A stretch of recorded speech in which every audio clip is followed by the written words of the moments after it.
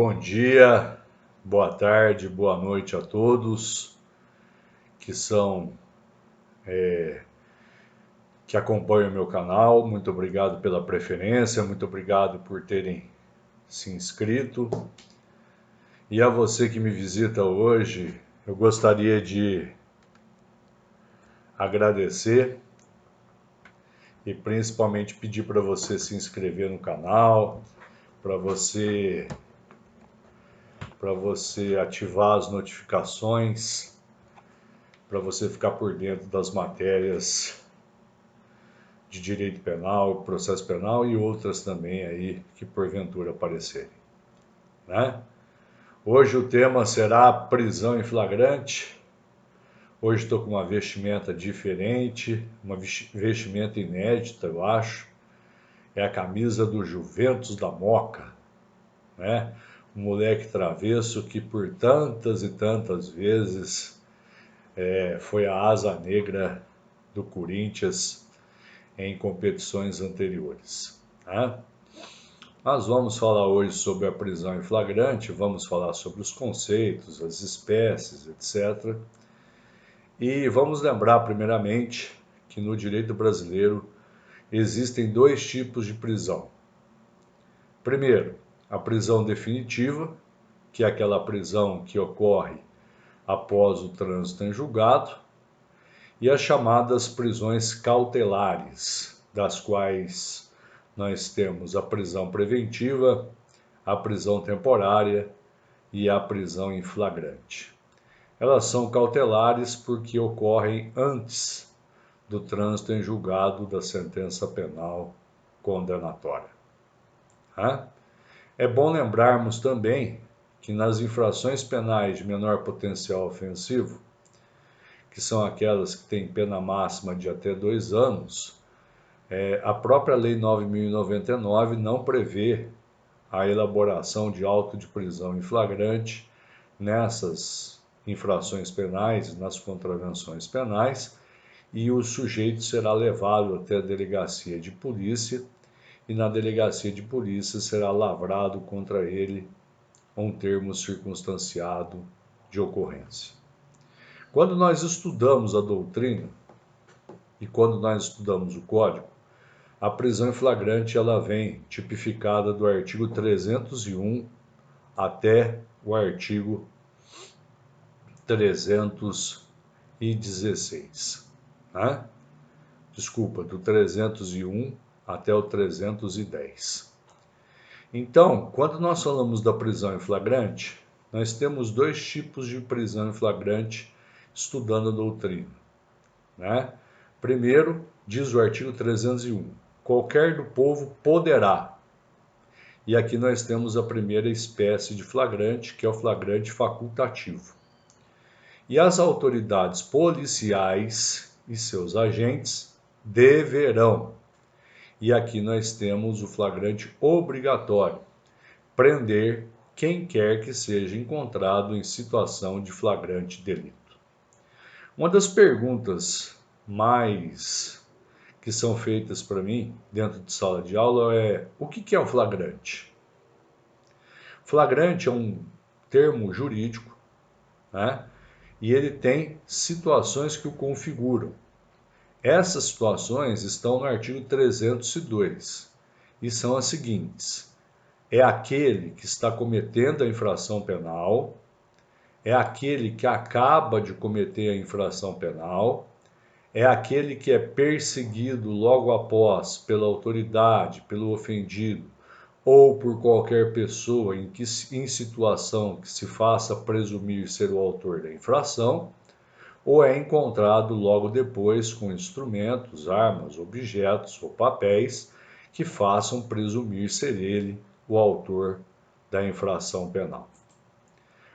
Segundo a gente pode observar da etimologia da palavra, a expressão flagrante se origina do latim flagrare, que significa queimar, ou flagrans, ou flagrantes, que significa ardente, brilhante, resplandecente, acalorado, evidente, notório, visível, manifesto.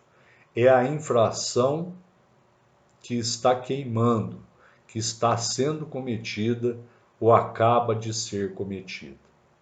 O professor Paulo Rangel, no seu livro de Direito Processual Penal, define muito bem a prisão em flagrante, dizendo o seguinte: a prisão em flagrante independe de autorização judicial em virtude da certeza visual do crime. Ou seja, é o único tipo de prisão que não é necessário a participação do magistrado, né, para a realização da prisão de uma pessoa.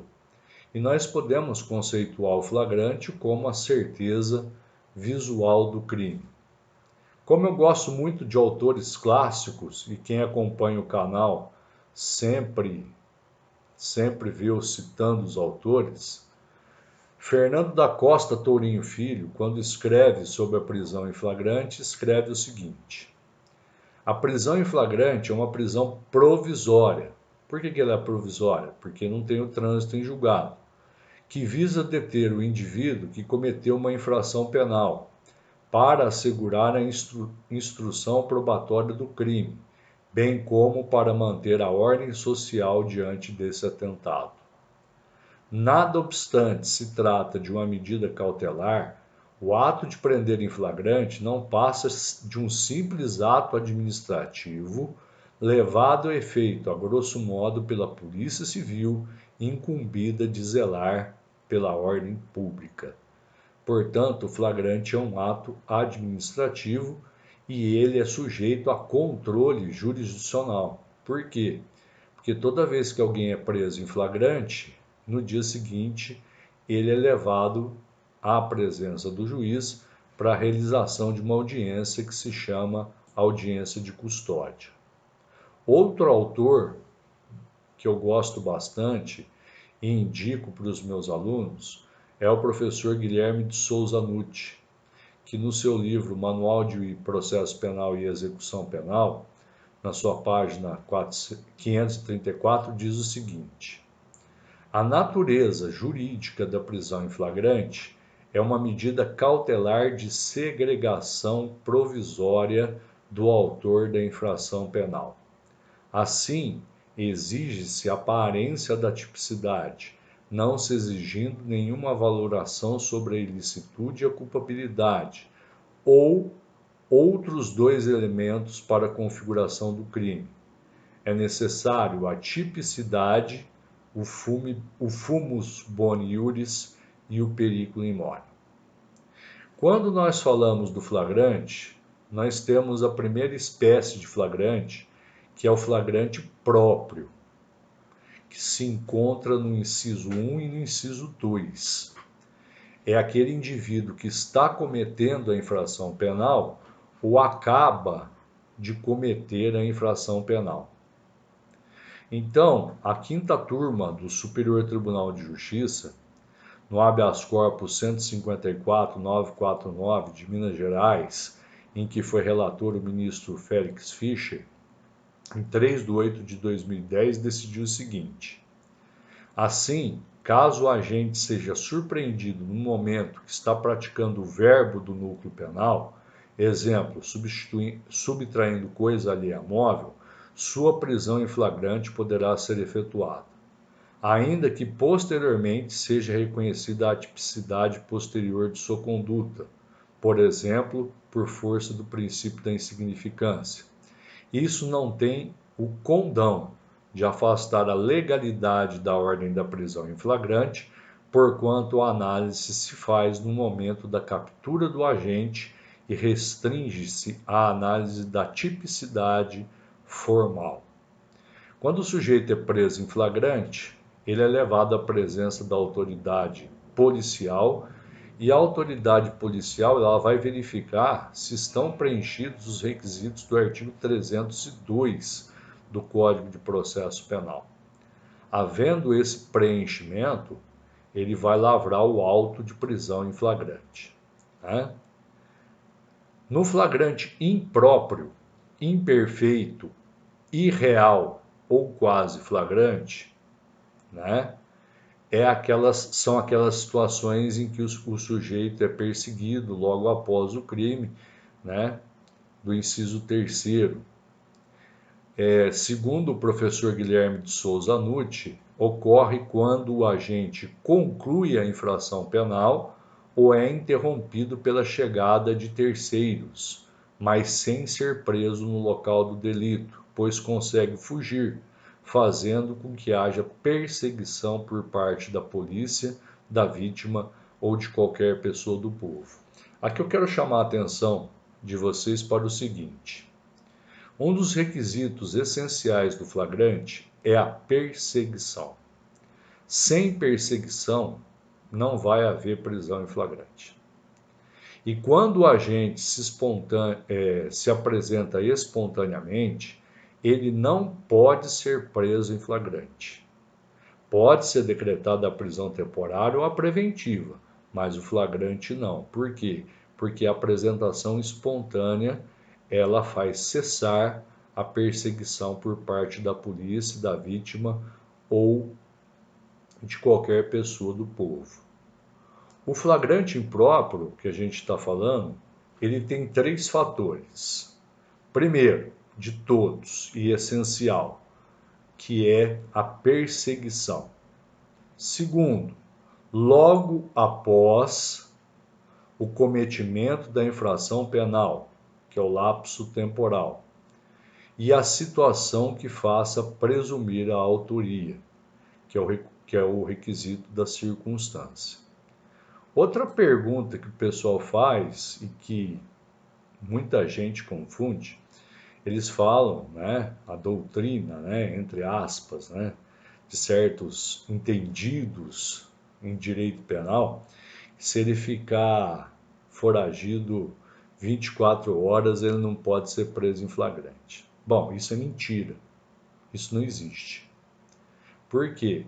Porque a perseguição, enquanto ela estiver ocorrendo, o sujeito pode ser preso em flagrante.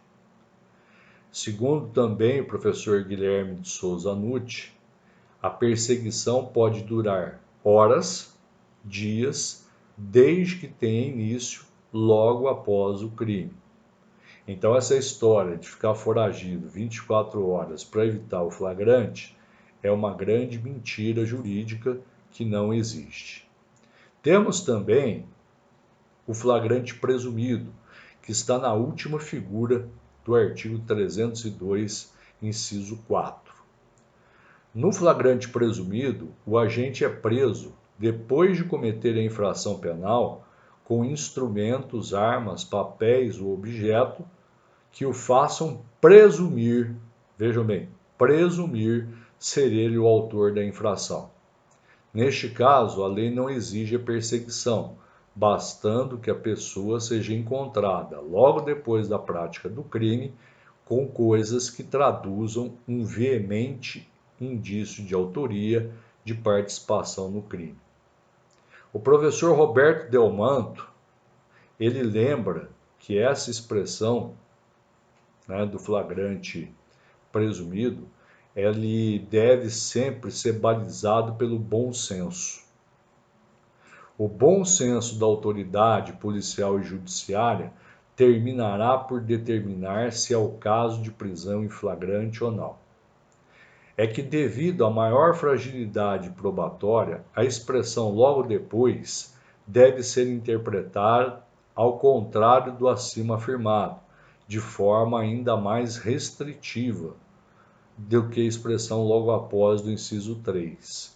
Em outras palavras, se o autor está sendo perseguido de forma ininterrupta desde o momento da suposta prática do crime, aí sim existe um lapso temporal maior e a prisão pode ser decretada. Nós temos também, e cai muito em concurso, a questão do flagrante preparado, do flagrante forjado e do flagrante esperado. Primeiro, eu vou falar sobre o flagrante preparado.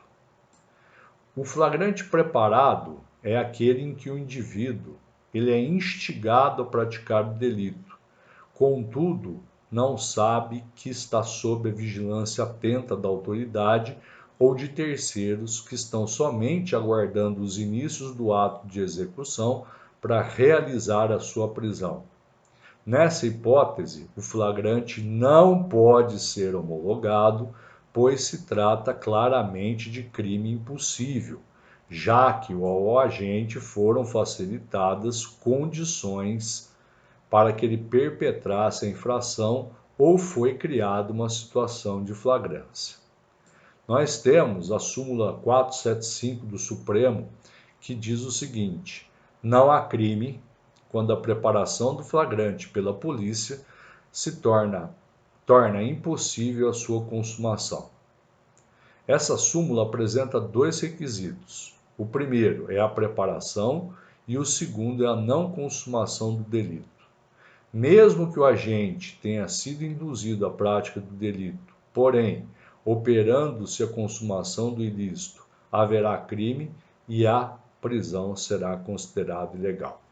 Eu ensino para os meus alunos, quando eu explico o flagrante preparado, forjado e esperado, a entrar dentro do espírito do agente e perquirir dentro do espírito do agente se existe o ânimo de praticar o crime ou não.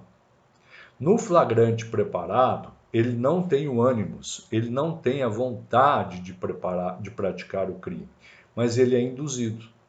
É criada essa vontade dele.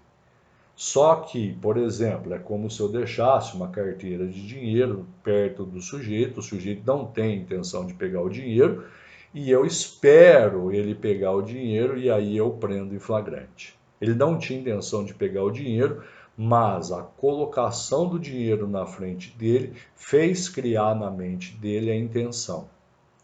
Então esse é o flagrante preparado, que é crime impossível e que configura a súmula 475 do Supremo Tribunal Federal.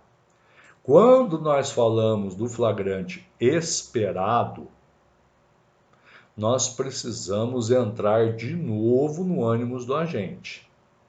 Por quê?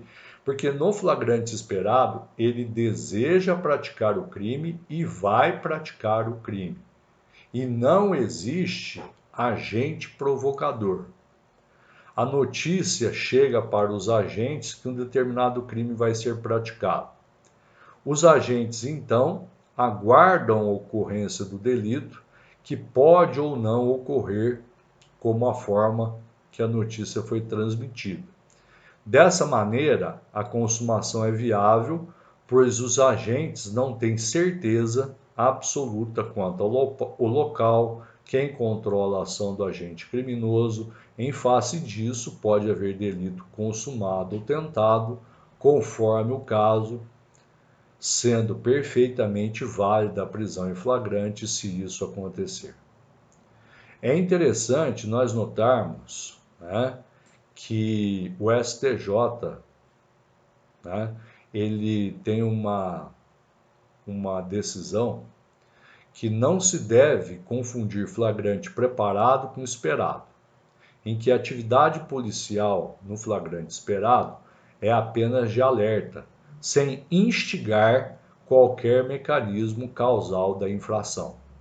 A campana realizada pelos policiais à espera dos fatos não se amolda à figura do flagrante preparado, porque não houve instigação, tampouco a preparação do ato, mas apenas o exercício pelos milicianos de vigilância na conduta do agente criminoso, tão somente à espera da infração penal.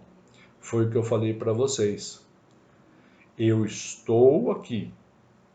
O meu ânimo não é praticar nenhum delito, mas eu sou instigado, eu sou induzido, eu sou seduzido a pegar determinada coisa. Esse é o flagrante preparado. No flagrante esperado, eu quero, eu vou, eu desejo subtrair um celular. E essa notícia chega à polícia. A polícia apenas espera eu pegar o celular para que ela elabore contra mim o auto de prisão em flagrante. Nós temos também algumas espécies que foram colocadas em leis especiais, que são o flagrante prorrogado, protelado, retardado ou diferido, ação controlada e entrega vigiada. O que é isso? É o retardamento da investigação policial que deve ocorrer no momento mais oportuno do ponto de vista de intervenção criminal ou da colheita de provas. Ele vem previsto na Lei 12.850, que trata das organizações criminosas, e na Lei 11.343, que é a Lei de Drogas. Também nós temos essa previsão legal na Lei 12.850, no artigo 8º. Consiste a ação controlada em retardar a intervenção policial ou administrativa relativa à prática por organização criminosa ou a ela vinculada, desde que mantida sob observação para acompanhamento que a medida legal se concretize no momento mais eficaz à formação de provas e obtenção de informações. O retardamento da intervenção policial ou administrativa deve ser comunicado previamente ao juiz competente, se for o caso, que estabelecerá os seus limites e comunicará ao Ministério Público. Já na Lei de Drogas, no artigo 53, nós temos as seguintes disposições. Em qualquer fase da persecução criminal relativa aos crimes previstos nessa lei, além dos limites previstos em lei, mediante autorização judicial e ouvido o Ministério Público, os seguintes procedimentos investigatórios poderão ser adotados: a não atuação policial sobre os portadores de drogas, seus precursores químicos, outros produtos utilizados em sua produção que se encontrem no território brasileiro, com a finalidade de identificar e responsabilizar maior número de integrantes de operações de tráfico e de distribuição sem prejuízo da ação penal possível. Parágrafo único. Na hipótese 2 desse artigo, a autorização será concedida desde que sejam conhecidos o itinerário provável e a identificação dos agentes ou dos colaboradores. Traduzindo para vocês, é um retardamento da prisão do indivíduo para que ele possa pegar o maior número de integrantes possíveis de uma quadrilha. E aquele, que foi usado como portador da droga, ele não será punido, uma vez que ele participou, colaborou com essa situação. Temos também o flagrante forjado. O que é forjado? Forjado é fabricado, maquinado, urdido. É aquele no qual o autor do fato típico não foi praticado pelo suposto infrator, mas sim pela autoridade ou por particular, com a finalidade de incriminar alguém falsamente. Trata-se de um ato ilegal e sujeita o responsável a responder penalmente por essa conduta. Ele fica sujeito a responder por abuso de autoridade do artigo 3º, a linha A da Lei 4.898 de 65 e denunciação caluniosa do 339 do Código Penal. Então, resumindo, nós temos o flagrante preparado, onde há uma armadilha, não há ânimos do agente. Isso é um fato atípico. O flagrante esperado, o sujeito tem ânimo, tem vontade, tem desejo, quer e vai praticar o ato. É válido. A terceira situação, que é o flagrante retardado, onde, mediante autorização judicial, o flagrante pode ser postergado para pegar o maior número de pessoas possíveis. E, por fim, o flagrante forjado, ele não é crime, mas sim um fato completamente atípico, e o responsável pelo flagrante forjado, ele responderá pelo crime de abuso de autoridade e de denunciação caluniosa. Quando o sujeito, né, pratica um crime continuado, e também é uma outra dificuldade dos meus alunos. O que é crime continuado, o que é crime permanente, o que é crime habitual. Então, crime continuado, o que é? Crime continuado, ele está previsto no artigo 71 do Código Penal. É o agente que, mediante mais de uma ação ou omissão, pratica duas ou mais condutas com meios, modos, tempo, lugar e crimes da mesma espécie. Eu já cheguei a falar sobre o crime continuado, né? Os crimes da mesma espécie são os crimes que protegem o mesmo bem jurídico, muito embora previstos em tipos diferentes. É a forma mais polêmica de concurso de crimes, que propicia inúmeras divergências, desde a natureza jurídica de cada um dos requisitos que o compõem. Tempo, tem tribunal que entende que é 30 dias, tem tribunal que entende que é 60 dias, tem tribunal que entende que é 6 meses. Lugar, tem tribunal que entende que é a mesma cidade, outro tribunal que comarcas contíguas sejam consideradas o mesmo lugar. Crimes da mesma espécie, alguns entendem que os crimes têm que ser iguais, outros que atingem o mesmo bem jurídico. É uma grande discussão jurídica a respeito do crime continuado. O sujeito é perseguido e, posteriormente, ele passa a território de outra jurisdição. Se o réu, sendo perseguido, passar ao território de outro município ou comarca, o executor poderá efetuar a prisão no lugar onde o alcançar, levando imediatamente à presença da autoridade local. Então, se eu estou fugindo, vou para outra cidade, sou preso na outra cidade, eu sou levado à presença do juiz daquela cidade, né? Então, o que vai acontecer? Ele será preso naquela cidade em flagrante e depois ele será removido para o local onde consumou o crime. Entende-se que o executor está em perseguição quando avistou o réu, perseguiu sem interrupção, embora tenha perdido de vista, sabendo por indício ou informações que o réu tenha passado há pouco tempo em tal e tal qual direção pelo lugar que o procure e for ao seu encalço. Se o flagrante, quando o flagrante ele é realizado em outra cidade, nós vamos citar a posição do professor Roberto Avena. Agora, se a hipótese de flagrante é evidente que a apresentação será no local da captura, que providenciará a lavratura do auto de prisão, com posteriormente ao encaminhamento ao juiz local para verificar a legalidade da prisão.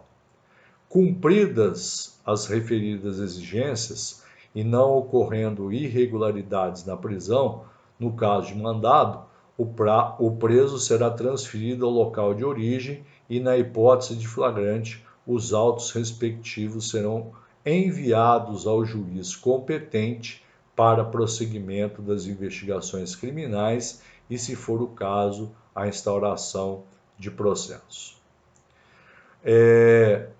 Uma das questões também que os alunos me perguntam é o que é o crime permanente.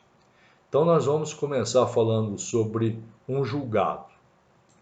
Prestem bem atenção.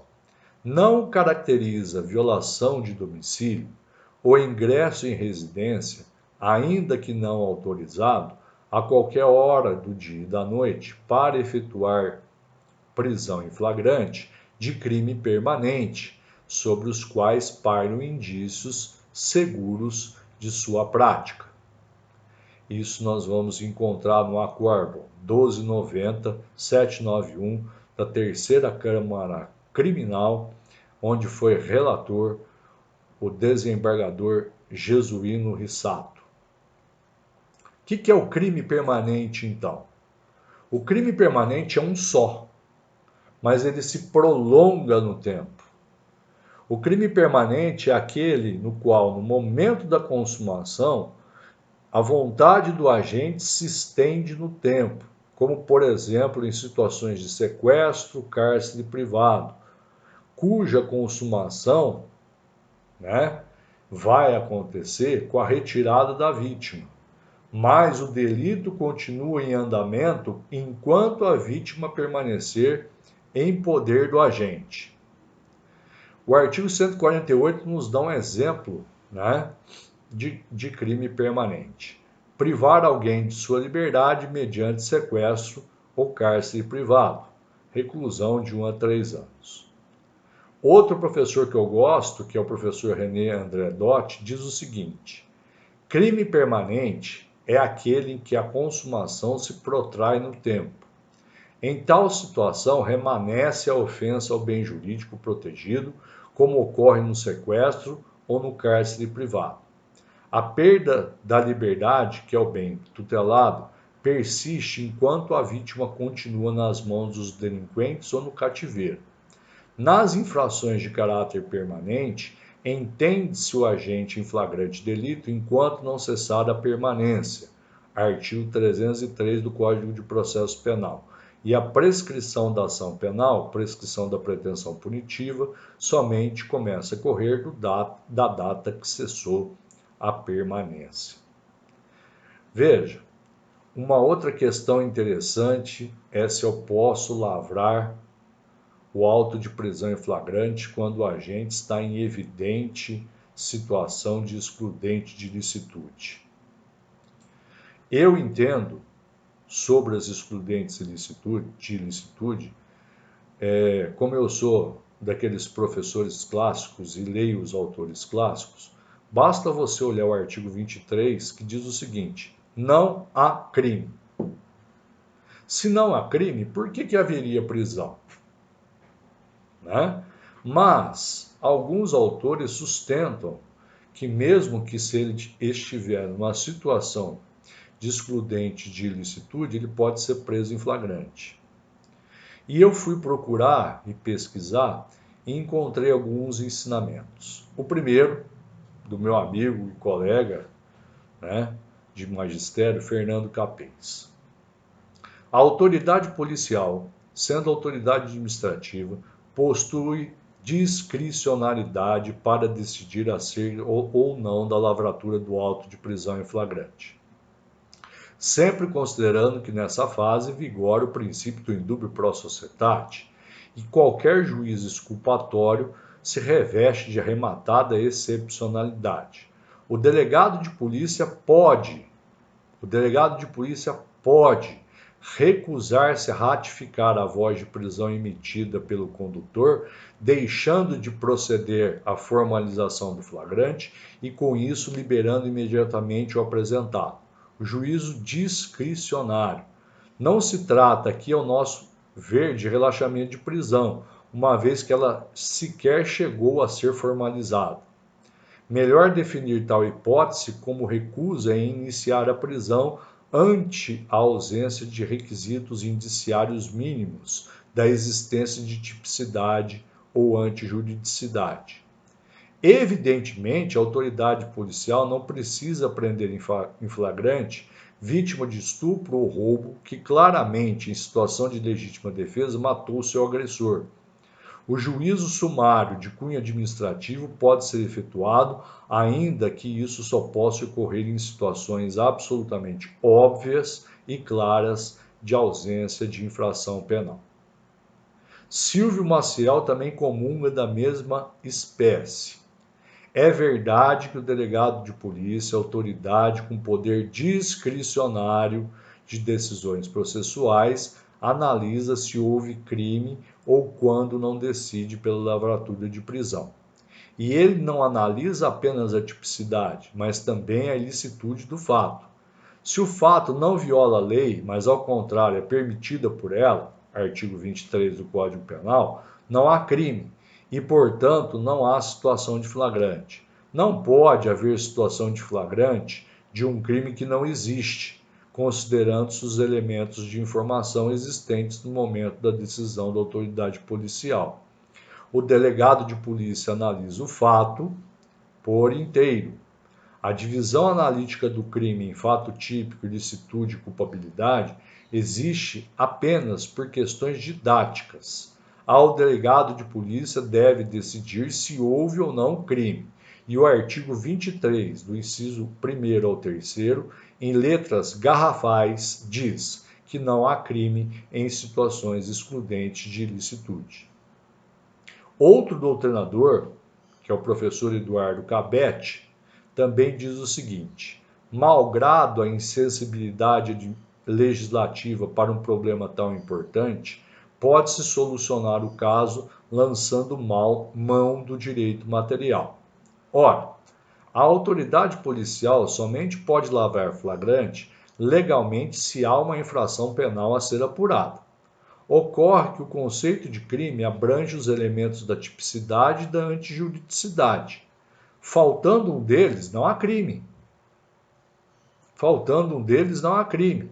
E assim sendo, como poderia a autoridade policial prender alguém em flagrante, estando convencida de um excludente diante de criminalidade?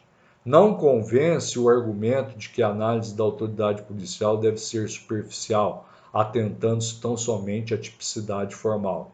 Isso afronta, sob pena de admissão de que o sistema processual penal é erigido tendo um valor, tendo um ator que não somente é autorizado, mas é obrigado a agir, violando sua consciência jurídica, bem como, o que é pior, lesionando os direitos fundamentais de alguém por mera formalidade.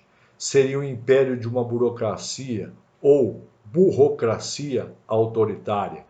A lei determinaria e obrigaria uma autoridade constituída a violar a própria lei para depois que outra autoridade essa violação consertasse, mas obviamente sem ter o poder de obliterar a desonra do recolhimento de um inocente ao cárcere.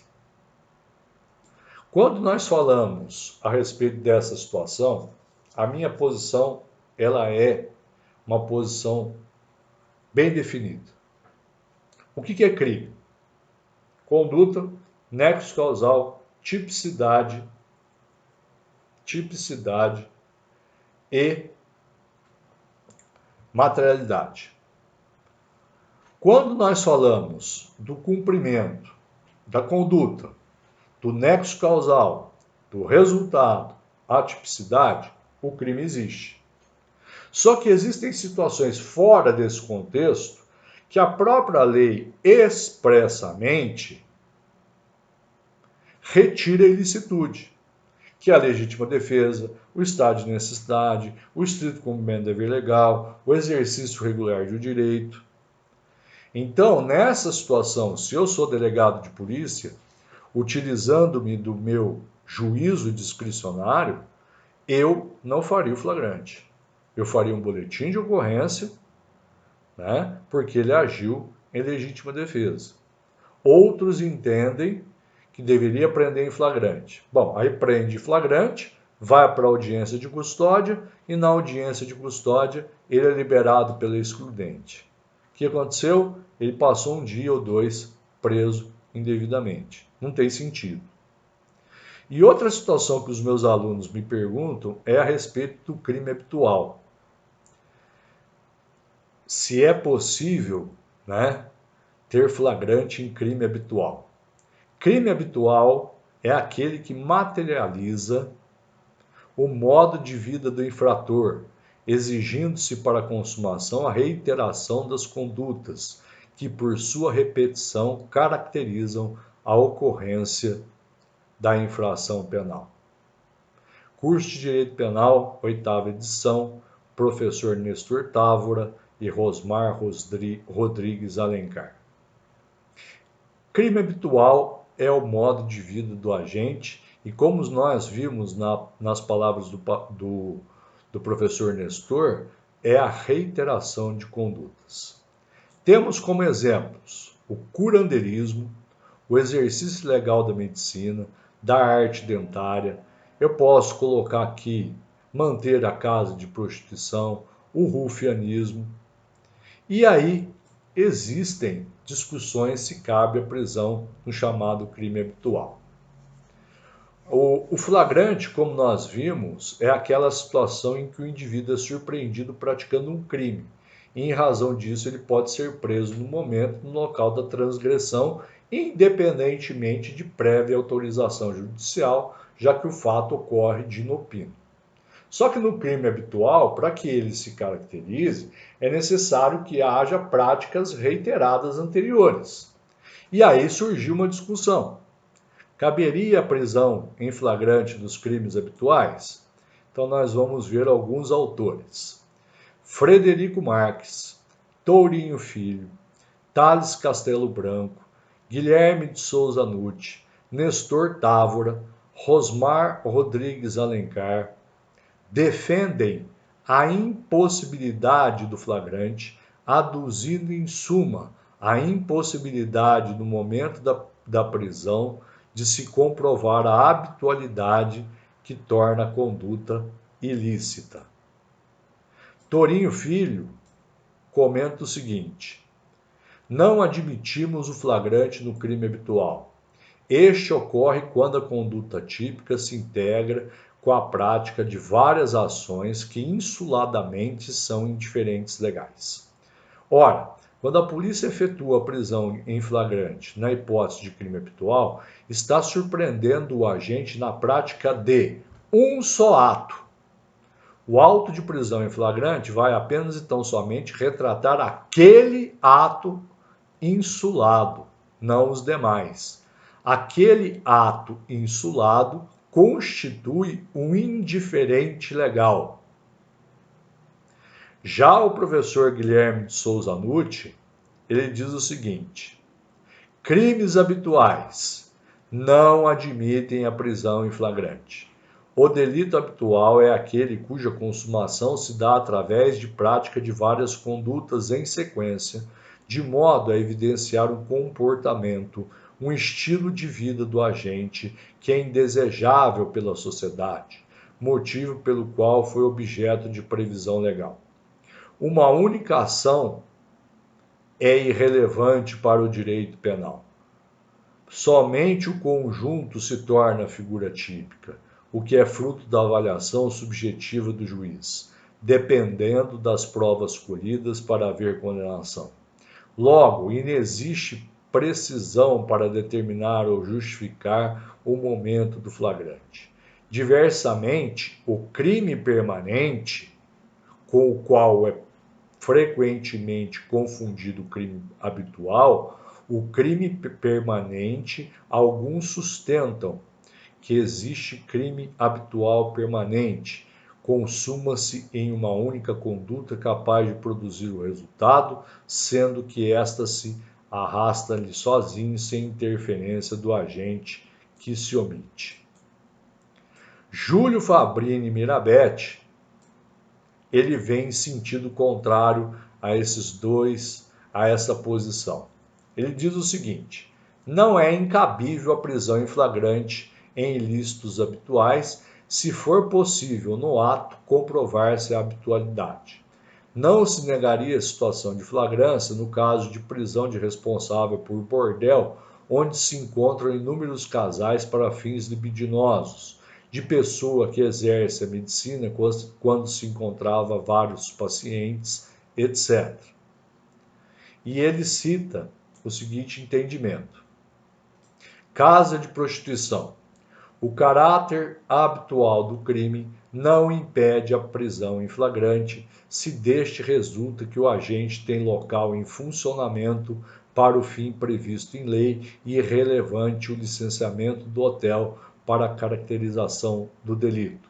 Habeas corpus, Supremo Tribunal Federal, Acórdão 46.115, Ministro Amaral Santos. Habeas corpus. Sua denegação. O crime habitual nada tem incompatível com a prisão em flagrante. Esse é bem antigo, de 1959, o Acórdão 36.723, do Tribunal Pleno, onde, vejam, foi relator o ministro Nelson Hungria, julgado em 1959. Com efeito, né, o crime habitual é a reiteração de atos para se falar em conduta atípica. Um ato isolado, por sua vez, torna o fato atípico e não há que se falar em flagrância em sentido estrito. E quando nós falamos da prisão em flagrante, nós temos que alertar para as seguintes situações. Primeiro, é garantido ao preso o direito de permanecer em silêncio, o direito de não produzir prova contra si mesmo e o direito de se constituir e se entrevistar com o advogado. Se o preso em flagrante for um advogado, é necessário a presença de representante da Ordem dos Advogados do Brasil para a lavratura do auto, né? Uma vez lavrado o auto de prisão em flagrante, nós precisamos ficar atentos, né? Principalmente quando somos chamados de madrugada, muita gente não se atenta ao artigo 322, porque em certos casos a autoridade policial pode conceder fiança, quando a pena privativa de liberdade máxima não seja superior a 4 anos. Então você chega na delegacia, veja qual é o crime que o sujeito foi enquadrado. Se a pena máxima não for superior a 4 anos, o delegado de polícia poderá arbitrar a fiança. E o que vai acontecer depois do flagrante?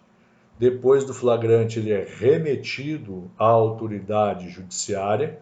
A autoridade judiciária vai designar uma audiência de custódia e na audiência de custódia vai ser observado o artigo 310 do Código de Processo Penal, que diz o seguinte: ao receber o auto de prisão em flagrante na audiência de custódia, no prazo de 24 horas, isso é importantíssimo, né?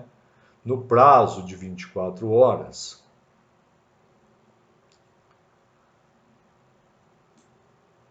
eu só vou localizar aqui o artigo 310, deverá promover a audiência de custódia com a presença do acusado, de seu advogado constituído ou membro da Defensoria Pública, membro do Ministério Público, e o juiz deverá, primeiro, relaxar a prisão ou converter a prisão em preventiva, se houver os requisitos do artigo 312, conceder a liberdade provisória com ou sem fiança.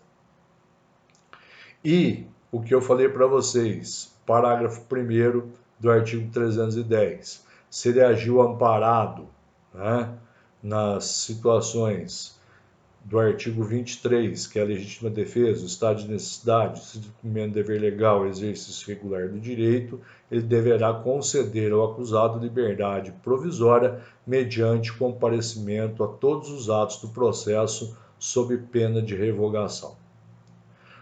É interessante também falar que na audiência de custódia você deve postular isso, e também uma situação que ocorre frequentemente dentro do processo penal, e muitos de nós, né, nós podemos requerer, né, a redução da fiança, nós podemos requerer também, se o réu for pobre, a sua liberdade provisória sem fiança, e podemos requerer também que seja substituída a prisão preventiva por uma medida alternativa ou cautelar alternativa à prisão.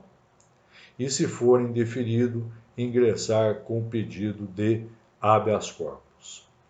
A aula hoje ela foi um pouco mais extensa, porque vários autores foram citados, várias situações foram colocadas.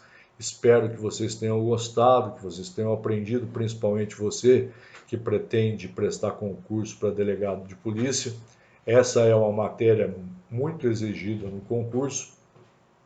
Espero que vocês tenham gostado também da camisa do Juventus, da Moca, né? O Moleque Travesso. Convido vocês para estarem presentes de segunda-feira até sexta-feira no canal para acompanhar as matérias de direito penal e processo penal, e aqueles que quiserem o Cantinho da Fé todo sábado, todo domingo, a partir das 8 horas da manhã, onde nós vamos falar sobre Deus, sobre a Bíblia, sobre os entendimentos bíblicos, porque nós precisamos de Deus para enfrentar essa vida. Não desista dos seus sonhos, né? Jamais desista dos seus sonhos. E se existe um sonho enterrado ainda na sua vida, é hora de remover a pedra, como a pedra foi removida pelo anjo, e esse sonho ressuscitar. Jesus Cristo ressuscitou no terceiro dia, e a figura da ressurreição de Jesus Cristo também é a figura da ressurreição dos seus sonhos. Um grande beijo para vocês, no seu coração, que Deus os abençoe e os proteja, e até o nosso próximo encontro, se Deus quiser.